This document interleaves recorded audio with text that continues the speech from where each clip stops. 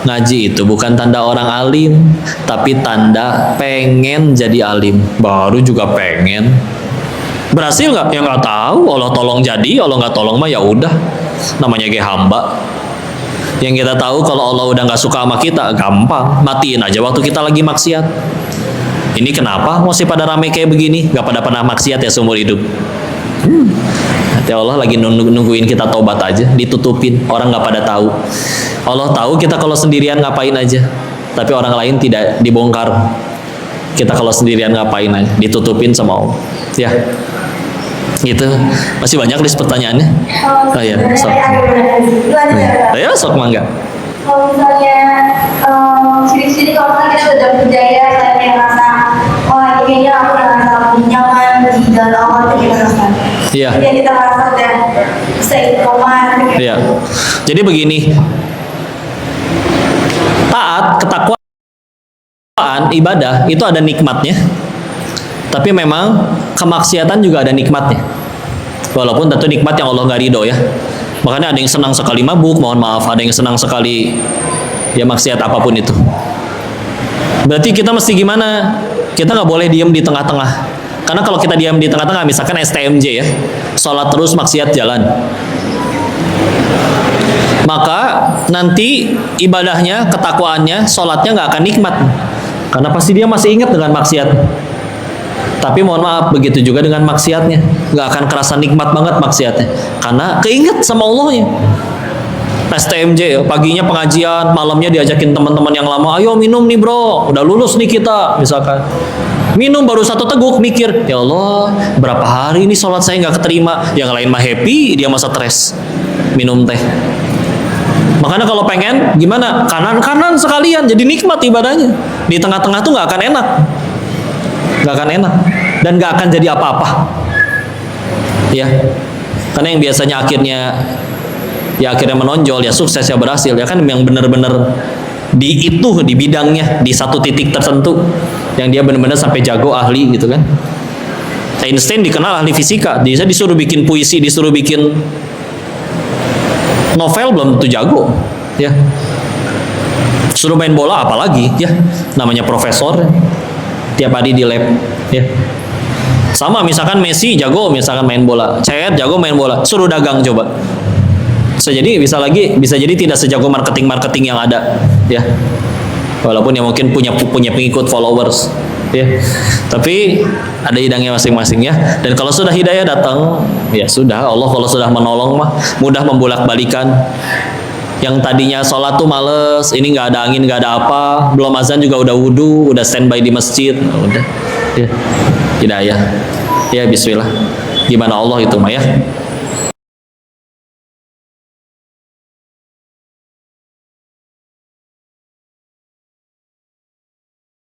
Bismillah. Semua pengen bahagia pasti itu mah ya. Cuman kan kadang kita mikir ngejarnya dari mana. Ada yang mungkin kayaknya harus punya banyak duit nih, atau saya kayaknya harus viral dulu nih, atau saya harus jadi pejabat dulu nih misalkan. Dulu salah satu yang biasanya orang umum bayangkan, termasuk Koko, adalah kayaknya bahagia itu harus punya banyak duit dulu. Karena ya pernah ngerasain fase lapar tuh pernah. Uang sekolah nggak kebayar 8 bulan itu pernah. Ya. Orang tua bangkrut, beliau sakit, ada hutang yang harus dibayar dan lain-lain pernah. Jadi ngerasa kayaknya punya duit itu enak. Dan karena lemahnya iman, akhirnya berani ngambil yang Allah nggak suka lah ya. Singkat cerita, dari sekian banyak perjalanan, ada satu episode yang memang akhirnya Koko berangkat waktu itu ke Thailand. Ya. Sebagaimana yang diceritakan, di sana akhirnya melejit memang, tapi tentu uangnya haram, sebanyak apapun, sebesar apapun. Jadi kalau judulnya dunia, ketahuilah, selagi judulnya dunia, kalian tuh pasti masih bisa bosan. Contoh, hari ini kalian dapat uang 100 juta misalkan, senang sekali. Tapi tolong rasain terima duit 100 juta setiap hari. Nanti B aja. Betulan. Makanya kalau ada orang pengen banget jadi kaya, alasan paling kuatnya tuh satu. Karena dia belum pernah kaya. Dah, itu aja. Orang yang udah beneran kaya dari sananya nerima duit biasa aja. Dan kalau ditanya cita-citanya, tidak akan jawab, aku pengen kaya. Enggak, ada udah soalnya. Karena ketika akhirnya jenuh, bosan, nanti nyambungnya ke gelisah. Apa saya kurang kaya ya? Padahal waktu itu nggak nemu anak seumuran yang lebih kaya dari saya. Rumah pertama yang dibeli waktu itu umur 22 tahun. Tapi jelas dari duit haram dan tidak bisa dibanggakan. Dan oke, pertama selagi jodoh dunia masih bisa bosan. Yang kedua, gaul akhirnya sama yang lebih kaya. Ternyata masalahnya lebih aneh-aneh. Contoh, misalkan ada bandar judi yang lebih besar, kita lagi makan, di seberang resto itu memang ada warung tenda gitu, kalau kayak kita mah pecel lele ya. Dia bisa murung ketika ngelihat di seberang jalan ada ibu-ibu yang lagi disuapin jeruk sama anaknya. Dikupasin, serabut putihnya dicabutin, jeruknya dianterin ke bibir ibunya, tangan anaknya udah standby nerima buangan biji dari mulut ibunya. Ini si bos judi yang lebih besar dari Koko berkata, anak gua nggak pernah tuh kayak yang di seberang kayak begitu. Ketahuilah nanti ada harinya kalian jadi orang tua, yang paling kalian pengen tuh bukan anak kalian viral kaya, enggak, nurut. Nanti kalian ngerasain capeknya ngasih ASI, apalagi perempuan hamil dan segala macam. Nangis 24 jam kita nggak bisa tidur jadi orang tua padahal besoknya harus kerja. Makanya kadang ngerasa paling sakit bagi orang tua itu adalah satu, ketika nanti dia dibentak oleh anak yang dulu dia besarkan setengah mati. Ya, kalian jangan jadi anak yang kayak gitu ya. Satu dunia cinta kalian, orang tua kalian gak ridho, pernah sakit hati sama mulut kalian, demi Allah haram surga bagi kalian. Mau satu dunia cinta juga. Tapi satu dunia benci, orang tua kalian tengah malam sambil tahajud doa, ya Allah, hamba ridho punya anak seperti ini ya Allah. Demi Allah satu kaki kalian udah di surga itu. Tinggal setengah langkah lagi. Ya. Tidak ada dosa yang paling cepat disegerakan azabnya kecuali durhaka sama orang tua, ya. Sila. Maka dia ngeliatin anak, kita berusaha ngehibur dong. Kenapa lu iri sama yang di seberang jalan? Mohon maaf ya, kan anak lu kuliah di London sama di Jerman. Kalau nggak minta duit mereka nggak mau nelpon, anak kurang ajar. Saya nelpon di reject. Bini lu baru lu beliin BMW kemarin. Nih supir baru ngirim foto. Bini gua selingkuh sama berondong tuh di mobil yang baru itu. Wah, masalahnya aneh-aneh, kayak film azab. Saya mohon maaf kadang kita party abis World Cup biasanya itu panen duit. Nah, biasanya kita ya mohon maaf ya ke tempat hiburan malam, jedak-jeduk dan segala macam. Dan di situ dalam keadaan mabuknya kan kita ngobrol ya. Nanya ke yang lain, ini kita gimana nih, tahun depan bikin apa? Yuk kita buka 5 website judi baru lagi. 5 tahun lagi ngapain? Kita buka 1 kantor lagi. 10 tahun, 20 tahun, 30 tahun. 30 tahun mah nanti kita udah tinggal nikmatin di rumah hangat, dikelilingi anak cucu gitu katanya. Ya. Masalahnya dia belum nikah, jadi kadang diledekin. Lu nikah aja belum, lu nikahin aja nih perempuan yang pada nari nggak pakai baju di kiri kanan. Maka itu orang mabok masih bisa jawab kayak gini, Denis maksudnya. Nis, udah gila kali lu ya. Masa gua jadiin yang kayak gini ibu dari anak-anak gua? Orang mabok ya teh. Mumpung penarinya orang Thailand, jadi nggak ngerti pakai bahasa Indonesia ya. Bisa gitu orang, ya. Makanya kalian perempuan pengen cantik itu wajar. Apalagi nanti pengen cantiknya di hadapan suami ya. Tapi kalau misalkan ya punten ya, tidak memperhatikan ya tadi ya adab, tata cara. Pokok ingat sekali, mohon maaf perempuan, apa bahasa ini halusnya, PSK lah ya, wanita malam. Kalau dibilang cantik jelas cantik. Di saat orang bagian paling hitam dari kulitnya adalah dengkul atau sikutnya, itu dengkulnya aja lebih putih daripada muka kita ya. Saking putihnya mungkin kalau minum kopi kelihatan di lehernya. Ya, transparan berarti ya. Gak, pokoknya cantik. Dan di saat itu ya mohon maaf, waktu itu zamannya masih iPhone 7 baru keluar, dia udah punya 3 karena om-omnya banyak. Tapi ketika ada adegan ya, mohon maaf, dia dibayar oleh si omnya itu dengan cara duit gepokan di hadapan ini, di depan klub, di depan tempat hiburan malam. Itu duitnya dilemparin ke depan muka ceweknya pakai bahasanya, kalau diterjemahkan kayak begini. Sambil ditampar duitnya ditampolin ke mukanya, terus dibilang, nih buat lu pelacur. Cantik. Pertanyaannya satu, kalian pengen gak udah tampil cantik secantik itu, tapi diperlakuin sama laki-laki kayak begitu. Apa gitu? Sedangkan kau pernah ngajak orang-orang yang tadi kau bilang dugembar, mohon maaf ya, jalan-jalan ke Indo, mampirlah ke Bandung, nyari jajanan pinggir jalan. Diajaklah ke salah satu tempat yang kau tahu buat jajan, itu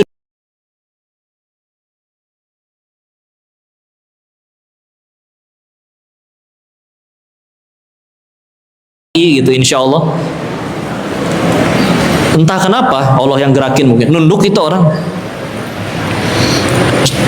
Bro, biasa perempuan lo colek-colek, lo genit-genitin. Kenapa di sini nunduk? Mereka segitu ngejaganya diri mereka untuk tertutup, sampai ada yang pakai cadar gitu ya. Maka kalau mereka aja segitu ngejaga dirinya, kayak gue ngerasa nggak pantas untuk ngerusak mereka gitu, untuk nyentuh mereka. Lihat ya, kadang laki-laki tuh ibarat kayak kucing garong, nggak ada ikannya dia melengos. Kalau kita malah jadi ikannya sengaja gitu, buka emas gitu ya.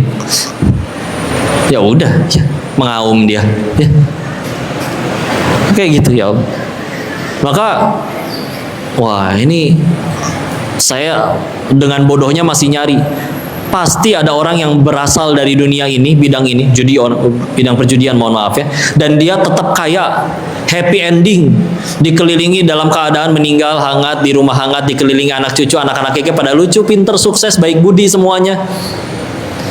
Keliling ke beberapa kasino, cari pendirinya. Ini pendirinya mana? Oh, jawabannya malah kan udah mati kena HIV AIDS, pindah lagi. Pendiri kasino ini kemana? Kan masih di penjara, dikhianati anak buahnya, cari lagi. Pendiri kasino ini kemana? Ya kan agak gila ya, dia hartanya dirampas lagi. Ada nggak sih yang sampai detik ini masih kaya? Sekedar kaya mah ada, tuh rumahnya di situ, pemilik kasino yang itu. Tapi kan agak gila ya, karena anak-anaknya mati overdosis narkoba semua. Jadi dunianya mulai membosankan. Yang di situ nggak pengen selamanya di dunia kayak begitu, dan nggak ada orang yang berakhir bahagia, nggak ada yang happy ending. Maka udah jelas kehilangan alasan untuk tetap di situ. Berarti yakin cepat atau lambat harus berhenti. Tinggal pilihannya mau berhenti sendiri atau Allah paksa buat berhenti. Ya udah. Tapi waktu itu takut mau berhenti, ngapain di Indonesia? Mulai lagi semua dari nol. Lagi takut sama masalah rezeki, ya itulah lagi di kasino, di kantor, ngelihat YouTube. Belum masukin pencarian apa-apa, tapi ada kajiannya, videonya Agim yang takut sama rezeki, nonton ini gitu. Beliau lagi ngomongin janin kan dalam perut ibunya kan belum bisa kerja, belum bisa sholat, tapi ibunya makan apa aja, pecel, tempe, keredok, apapun, semuanya diserap, nutrisinya disalurin ke si janin. Pertanyaannya, itu janin yang nyari rezeki atau rezeki yang mendatangi janin? Rezeki datangin. Terus kamu udah gede, bisa kerja, bisa minta, bisa sholat, bisa sujud sama Tuhanmu, segitu ragunya sama Allah, segitu ragunya masalah rezeki. Tutup videonya, buka browser, beli tiket pulang, nyantren. Maksain diri kalau nggak mau, karena pilihannya antara berhenti sendiri atau Allah paksa buat berhenti. Dan punten ya, ketika banyak sekali video ngebahas, kemarin Ferry Irwandi juga baru bikin video lagi ngundang kayak psikolog buat ngebahas orang lolos dari kecanduan judi online. Punten, kecanduan judi online masih gampang berhentinya. Kapan? Pas kalah. Demi Allah ada kecanduan yang lebih berat. Kecanduan jadi bandar judi, nggak pernah kalah. Ini kalau misalnya kau selama ini punten, mohon maaf, bicara di mana-mana terkait judi online tuh bukan berhenti sebagai penjudi, berhenti jadi bandar, beda cerita, bos. Terus gimana berarti? Apakah harus ke psikolog, harus ke arah? Dengan segala hormat ya, kita hormati ilmu psikiater, ilmu psikologi. Tapi ya punten ya, banyak juga yang akhirnya nggak berhenti itu nggak dari itu. Karena demi Allah yang kau yakini, orang sampai main judi, yang masalah tuh satu, nggak yakin sama Allah, udah gitu aja. Banyak tuh orang yang lebih lapar dari kita tetap nggak main judi, yakin soalnya sama Allah. Ketika udah nggak yakinnya sama Allah, ya udah repot. Ya. Masalahnya kan, masalah kita tuh nggak yakin. Contoh ya, tanya ke semua koruptor yang ditangkap, kira-kira mereka tahu nggak hukumnya korupsi? Nggak mungkin nggak tahu.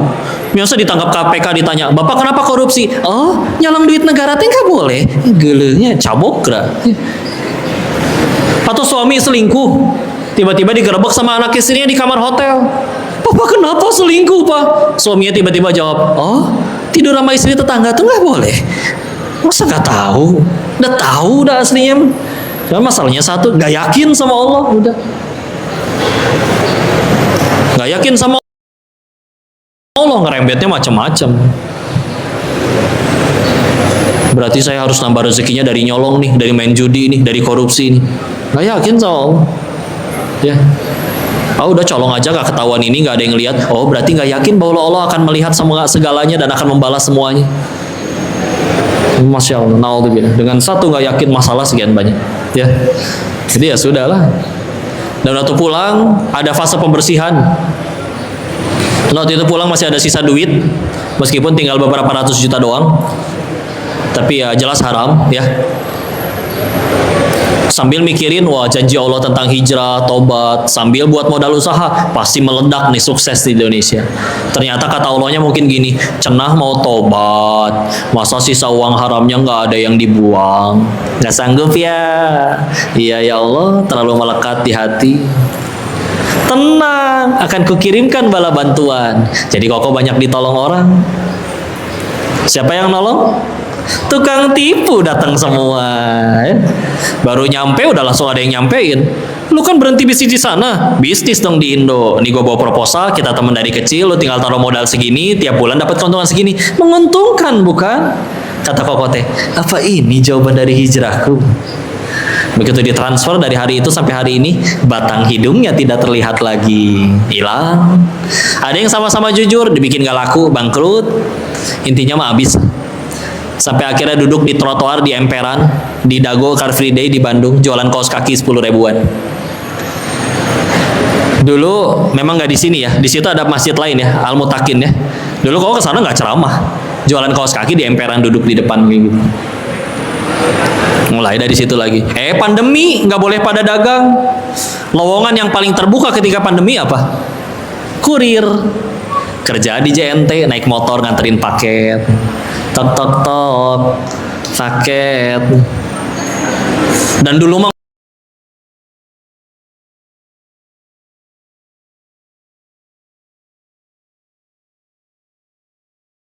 kalian hargain kurir ya. Kurir itu jas hujannya satu, mereka mendingan buat barang kalian daripada buat dirinya sendiri. Luar biasa kurir itu. Kalau nggak ngalamin sendiri, insya Allah, ya. Habis lah intinya, ngambek, percuma udah nonggeng, udah sujud, naon bebeakan kieu, mendingan ge orang balik deui. Ngerti Sunda nggak? Saya pakai Mandarin tambah bingung nanti kalian. Ya. Ada pelajaran Mandarin nggak di Semansa? Nggak ada ya. Kau udah, mendingan gua balik lagi sana. Tapi setelah bertahun-tahun akhirnya mikir, iya ya, ternyata itu teh pertolongan. Sisa duit haramnya jadi nggak ada yang kemakan. Coba tobat hijrah sambil makanin duit haram, repot. Mana bener. Tapi kenapa waktu itu ngambek? Waktu itu Tuhannya Koko duit, bukan Allah. Buktinya waktu itu ketinggalan sholat nggak nangis, hilang duit baru nangis. Ya kalau kita masih gampang stres ya gitu, karena mungkin Tuhannya belum Allah, tapi selain Allah. Ada yang ketinggalan sholat nggak nangis kok, tapi kalah arisan nangis. Ketinggalan sholat, dia sholat sih sholat kok, tapi ketinggalan nggak nangis. Tapi waktu gagal nyalek kok gila ya. Ya udah, berarti di hatinya itu. Dan nggak akan bisa bahagia sebelum di hatinya Allah. Namanya orang hijrah tobat, di hatinya pasti selain Allah. Dan perlu proses pelepasan kemelekatan itu, yang mungkin perih. Ibarat perangko udah ditempel di amplop. Kalian tahu perangko nggak sih? Kalian beda zaman soalnya sekarang mah udah ada handphone ya. Kalau dulu masih surat-suratan ya Bu ya. Tahu disket nggak? Pernah lihat disket? Ibu mah tahu ya. Anak-anak tahu disket? Gak tahu disket. Beda zaman asli, udah tua saya. Ya Allah. Tahu Sega nggak?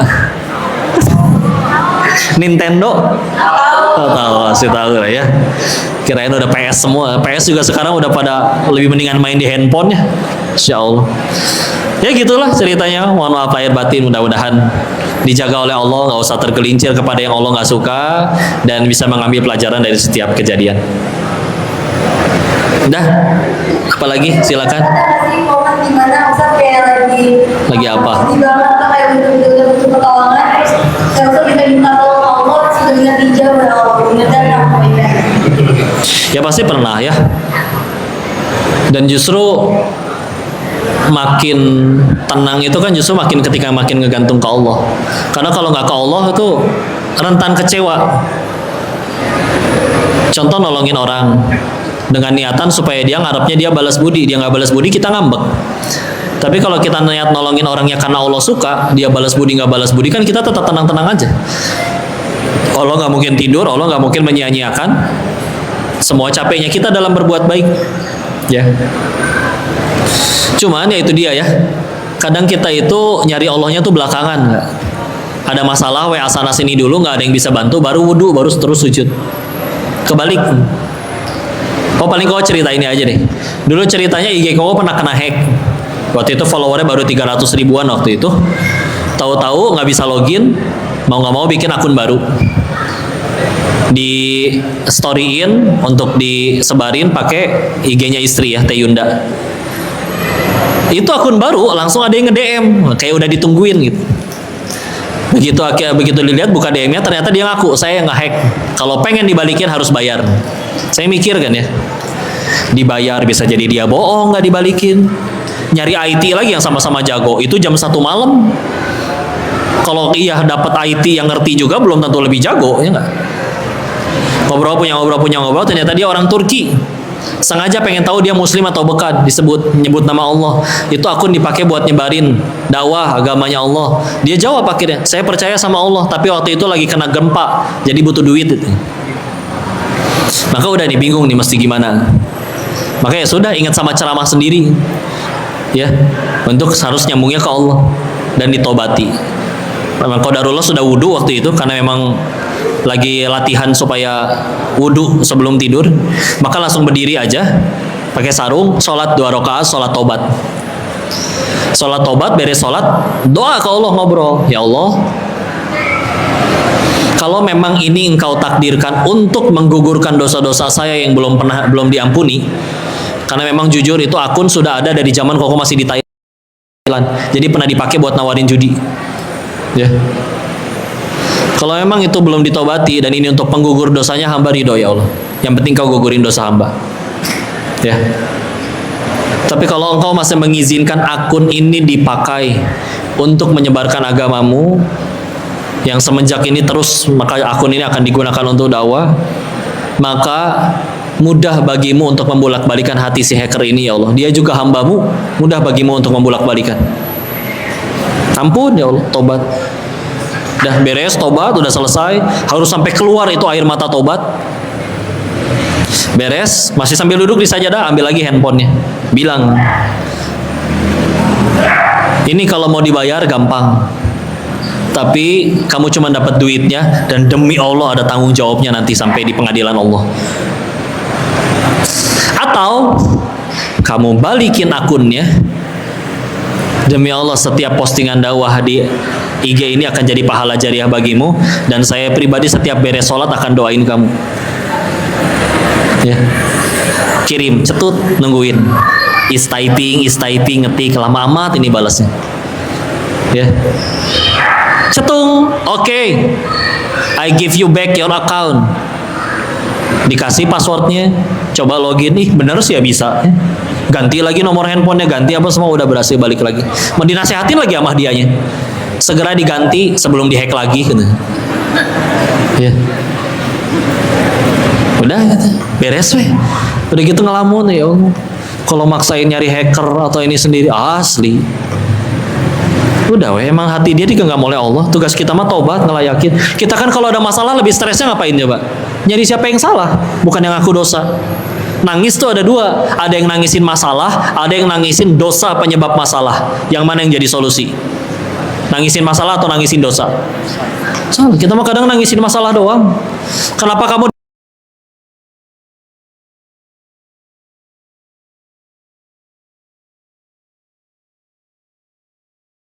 ya.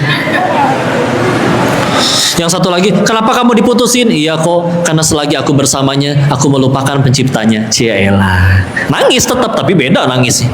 Nangis tobat itu. Pacarku tengah malam aku berangkat kok. Pencipta pacarku memanggil hayya 'alal falah, mari menggapai kemenangan, aku cuek-cuek aja. Itu yang aku tangisi. Wih, beda. Ya gitu ya, jangan salah fokus. Itu ya Allah nggak tahu gimana cerita. Udah tahu ini sampai sekarang akunnya masih bisa dipakai. Temenan malah. Cuman saya kalau ngedoainnya teh ribet karena namanya susah. Namanya teh Mercalkanex. Nah, coba gimana tuh?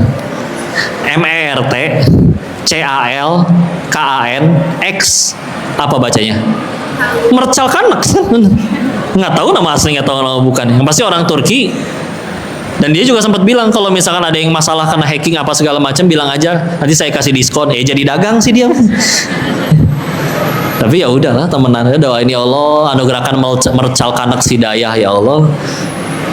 Ya gitulah ya. Tapi ya sudahlah, udah beres. Allah yang bolak-balikin hati daripada kita ngotot. Kadang kan kita bergantungnya nggak ke Allah, tapi kepada orang-orang sekitar atau ke kemampuan diri. Ya orang percaya diri itu ada dua. Ada yang percaya diri gara-gara dia yakin dirinya hebat. Tapi kalau orang beriman dia tetap percaya diri bukan karena dirinya hebat, karena aku yakin di belakangku ada Allah yang maha hebat.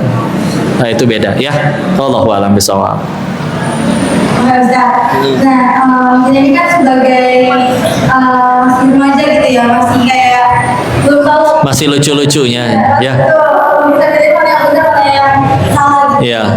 Jadi kayak benar apa sih perbuatan yang dilakukan sudah salah tapi kayak dibenarkan kayak pacaran, Iya. kayak omong kasar. Dan sebenarnya itu harus tunjuk hidayah kita gitu. Ya. Jadi memang standar benar atau salah tuh nanti syariat ya. Kalau saya pengen kerja ini, cek aja melanggar syariat nggak. Selagi nggak melanggar, silakan. Ya, yang gitu-gitu. Tapi sebelum kita belajar syariat, karena ngerti syariat kan harus ngaji. Kita kan punya satu alat yang lain. Ada dua sih. Satu akal, dua nurani. Ya. Jadi sengaco-ngaconya orang nggak tahu syariat, dia tahu secara nurani. Namanya masa nenek-nenek nyebrang ditabrak sama kita gitu. Masa anak kecil lagi nangis malah ditampar, itu kan nggak mungkin. Ya. Maka itu mah udah jelas, itu ada nurani di situ. Kita tahu mana ini orang harus ditolong, ini saya harus berbuat kebaikan. Karena dengan adanya nurani aja itu bisa membuat seekor singa ya dia menyayangi anaknya gitu. Ya. Singa padahal hewan liar, hewan buas. Ya. Sambil di sini juga akal juga bisa bermain. Karena sejatinya pelajaran tuh banyak di mana-mana. Lihat tetangga hancur gara-gara judi. Itu kan pelajaran. Oh, berarti saya tinggal jangan judi. Udah selesai. Ya. Maka kita aja bisa ngelihat kalau ada anak SD gabungnya sama om-om. Wah, kayaknya pinter ini anak karena udah sibuk mikirin pengen kuliah di mana, bisnis apa. Di saat anak SD yang lain sibuknya pengen jajan apa nanti sore. Ya. Maka apalagi kalau kita bisa mikirin sesuatu yang lebih jauh, contoh setelah mati bakal kemana, oh itu lebih cerdas lagi, ya. Jadi harus panjang akalnya mikir lah ya, mikir sekali. Sama kayak contoh ngelihat judi nih. Kalau memang jadi pemain itu bisa kaya, ngapain orang kepikiran jadi bandar? Bela-belain ke Kamboja, nyewa kantor, gaji karyawan, beli komputer, bayar internet. Kenapa? Karena tahu mereka jadi bandar akan lebih mudah kayanya daripada pemain. Pemain mah ditipuin. Kalau judi zaman dulu 1 lawan 1, ini ganjil atau genap, satu pasti menang, satu pasti kalah. Zaman sekarang kan pasti menang bandar, jadi jatuhnya udah bukan perjudian, penipuan kalau mau jujur. Ya. Maka yuk sadari istilah. Apakah kita serius berpikir bahwa bandar itu adalah orang yang tulus, ikhlas pengen bagi-bagi duit kepada semua pemainnya dengan cara dikasih kemenangan? Mustahil, brother. Kalau mereka niatnya bagi-bagi duit, yang dia bangun adalah lembaga zakat infak sodako, bukan web judi.